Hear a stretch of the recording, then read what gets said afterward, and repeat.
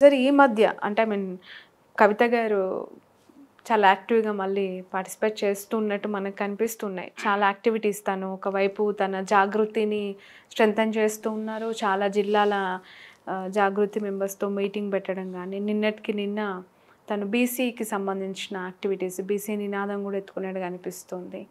ఎలా ఉండబోతుందంటారు? కవిత గారు బాగా అంటే ఐ మీన్ వీక్‌గా కనిపించినప్పటికీ కూడా ఏదో చెయ్యాలి అనే ఒక ఇంటెన్షన్ తనలో ప్రొజెక్ట్ అంటే డైనమిక్ అండ్ అగ్రెసివ్ లీడర్ కవిత. మధ్యలో ఒక 3-4 నెలలు జైల్లో ఉండడము, మళ్ళీ ఒక 3 నెలలు వచ్చిన తర్వాత ఆమె ఆరోగ్యం కోసం రెస్ట్ తీసుకోవడము, ఒక 6-7 నెలల గ్యాప్ వచ్చింది. అయితే ఆమె జైలు పోయే ముందు బీసీ నినాదం తీసుకున్నది. జ్యోతిబా పూలే విగ్రహాన్ని అసెంబ్లీలో పెట్టాలని చెప్పి తెలంగాణ వ్యాప్తంగా చాలా సమావేశాలు చేసింది. తర్వాత పూలే యునైటెడ్ ఫ్రంట్ అని చెప్పి ఒక ఆర్గనైజేషన్ కూడా తన అడ్వైజర్గా గట్టు రామచంద్రరావు గారు కన్వీనర్గా పెట్టించింది ఆమె. అయితే ఒక ప్లస్ పాయింట్ ఏంది బీసీలలో అంటే, ఇప్పుడు మళ్ళీ జైల్లోంచి వచ్చినాక బీసీ నినాదం తీసుకుంది. ఏంటంటే ఇప్పుడు ఎన్నికలు వస్తున్నాయి కదా, లోకల్ బాడీస్ ఎన్నికల్లో రిజర్వేషన్ పెంచాలి. కామారెడ్డి డిక్లరేషన్లో రాహుల్ గాంధీ రేవంత్ రెడ్డి చెప్పింది ఏంటంటే, మేము 42% మళ్ళీ లోకల్ బాడీస్లో రిజర్వేషన్ ఇస్తామన్నారు బీసీలకు. సరే 42 ఇస్తారా, లేకుంటే ఇప్పుడున్న 23 కంటే పెంచాలనేది. అయితే ఈ నినాదాన్ని ఆమె తీసుకున్నది. ఇంకో 1 month 2 monthsలో లోకల్ బాడీస్ ఎన్నికలు వస్తున్నాయి కాబట్టి ఇది బీసీలకు ఉపయోగపడే నినాదం. ఆమెది ఒక పవర్ఫుల్ వాయిస్. ఆమె బీసీ కాకపోవచ్చు వ్యక్తిగతంగా, కానీ ఒక పవర్ఫుల్ వాయిస్. నేను కూడా అసోసియేట్ అయినందుకు నా మీద కూడా విమర్శలు వచ్చాయి. మన బీసీలకు నాయకత్వం లేదా, మన ఓన్గా మనం చేసుకోలేమా, ఆమె ఒక అప్పర్ క్యాస్ట్, ఆమె దగ్గర పోయి మనం ఎందుకు పని చేయాలి అంటే, నేను సూర్యుని చూపెడితే ఏళ్ళను చూడొద్దు. ఇష్యూ అనేది ఉందా లేదా ఒక పాయింట్. ఆ ఇష్యూ కోసము కలిసి వచ్చే గొంతులు ఏవైనా కూడా మనం ఉపయోగించుకోవాలి. ఏ పార్టీ వచ్చినా, ఏ వ్యక్తి వచ్చినా, వీళ్ళు బీసీయా, వీళ్ళు వెల్మనా, వీళ్ళు కమ్మనా, వీళ్ళు కాప అక్కర్లేదు. మనకు ఉపయోగపడుతున్నది కదా. రెండవది, నేను ఒక బీసీగా నా కులాన్ని నేను ఐక్యం చేయడానికే నాకు 3-4 ఏళ్ళు పట్టింది. నేను ఒక్కనే కాదు, ఎవరైతే మా మున్నూరు కాపులలో ఉన్న పెద్ద లీడర్లు, గంగుల కమలాకర్ లాంటి వాళ్ళు మంత్రిగా ఉండి కూడా, రవిచంద్ర వద్దిరాజు, అందరం కష్టపడితే కూడా ఒక్క కులాన్ని ఐక్యం చేయడానికి మాకు ఈ 3 ఏళ్ళు పట్టింది. బట్ అన్ని కులాలలో చీలికెళ్ళినాయి. అంటే మన దానిలో మనమే కలవం కదా. ఎవరైనా ఒకరు పిలిపిస్తే ఎన్ని కులాలు వస్తాయి? నేను చూశాను కల్లారా. మొన్న పిలిచినప్పుడు నేను పోతే 30-35 కులాల వాళ్ళంతా ఉన్నారు.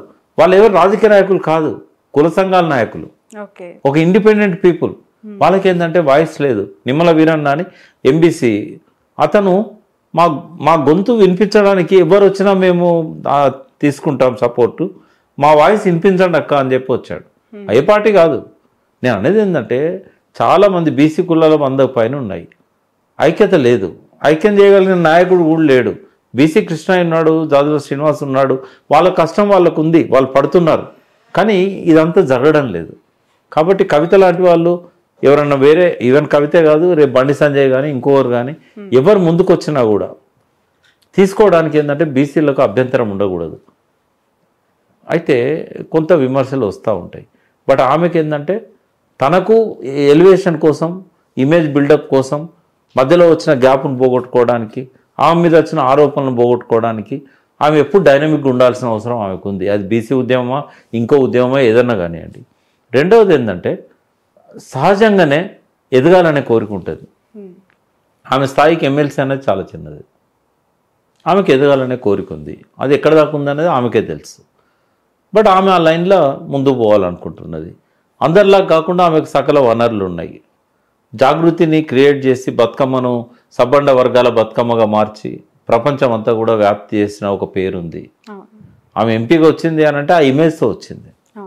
కేసీఆర్ బిడ్డగా ఎట్లాగా ఆమెకు ఆ ఇమేజ్ ఉంటుంది. ఫైనాన్షియల్ కూడా ఆమెకు చాలా బిజినెస్లు ఉన్నాయి, చాలా ఆమె చేసుకోగలుగుతుంది ఏ విషయంలోనైనా. కాబట్టి ఎందుకు ఎదగకూడదు? ఆమెను ఎందుకు ఆశీర్వదించకూడదు? ఆమె ఎదగకూడదని ఏకంగా సీఎంఏ అవుతుంది అంటున్నారు కదా. తప్పేమున్నదమ్మా. ఇప్పుడు రేవంత్ రెడ్డి గారు సీఎం అయిన తర్వాత మొదటి నుంచి కూడా మనం చూసినట్టయితే రేవంత్ రెడ్డి గారి కంటే స్టేచర్ ఎక్కువ ఉన్న వాళ్ళు తెలంగాణలో రాజకీయాలలో ఒక 50 నుంచి 100 మంది ఉంటారు. ప్రతి పార్టీలో ఒక 10 మంది అయితే ఉంటారు రేవంత్ రెడ్డి కంటే ఎక్కువ స్టేచర్ ఉన్న వాళ్ళు.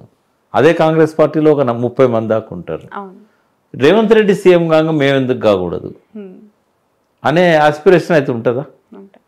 మరి అటువంటిప్పుడు కవిత అనుకోవడంలో తప్పులేదు, హరీష్ రావు అనుకోవడంలో తప్పులేదు, కేటీఆర్ అనుకోవడం, జగ్గారెడ్డి అనుకోవడంలో తప్పులేదు, తీన్మార్ మల్లన్న అనుకోవడంలో తప్పులేదు. మీతో పాటు మీడియాలో వచ్చిన తీన్మార్ మల్లన్న ఆయన మాలాంటి వాళ్ళతోనే ఓపెన్గానే చెప్తున్నాడు, నా అల్టిమేట్ ఏం నాది సీఎం అంటున్నాడు. అదే బీసీ వర్గాలకు వెళ్ళి ఇంత ధైర్యంగా నేను సీఎం అవుతా అని చెప్పుకున్న మొదటి వ్యక్తి తీన్మార్ మల్లన్న. నేనేమన్నా అంటే బారఖూన్ మాఫ్, ఒక వ్యక్తి కనీసం బీసీలో నుంచి సమైక్య రాష్ట్రంలో 57 ఏళ్లలో ఏ బీసీ ముఖ్యమంత్రి కాలే. తర్వాత ప్రాంతీయ పార్టీ కేసీఆర్ చేతిలో ఉంది కాబట్టి బీసీ ముఖ్యమంత్రి అయ్యే అవకాశం ఆ పార్టీ చరిత్రలో ఎప్పుడు జరగదు. కాబట్టి ఒక అతను ముందుకు వస్తున్నాడు, వచ్చినప్పుడు ఆయన ధైర్యానికి సలాం. ఎందుకు హెల్ప్ చేయకూడదు? బీసీలు అందరు ఆకాంక్ష కదా. అందుకే నేనేమంటున్నా, తీన్మార్ మల్లన్న చిన్న వ్యక్తే కావచ్చు, ఒక ఛానల్లో ఒక ఎడిటింగ్లో ఉండి తర్వాత ఒక మాస్ మల్లన్నగా యాంకర్ ద్వారా ఎదిగి ఆయన పేరు తెచ్చుకొని తర్వాత పాదయాత్రలు చేసి ఇప్పుడు ఒక ఎమ్మెల్సీగా ఒక రాజకీయ పార్టీలో స్థిరపడ్డాడు. ఈ వై నాట్, ఎందుకు కాకూడదు? మల్లన్న ముఖ్యమంత్రి మల్లన్న కావచ్చు. తర్వాత మల్లన్నతో కంపేర్ చేసినప్పుడు హరీష్ రావు చాలా పెద్ద స్టేచర్ ఉన్న వ్యక్తి. కేటీఆర్ అయితే డిఫాక్టో చీఫ్ మినిస్టర్గా మనకు 10 ఏళ్ళు కేసీఆర్ కంటే ఎక్కువగా రూల్ చేసింది స్టేట్ కేటీఆర్ చాలా రంగాలలో.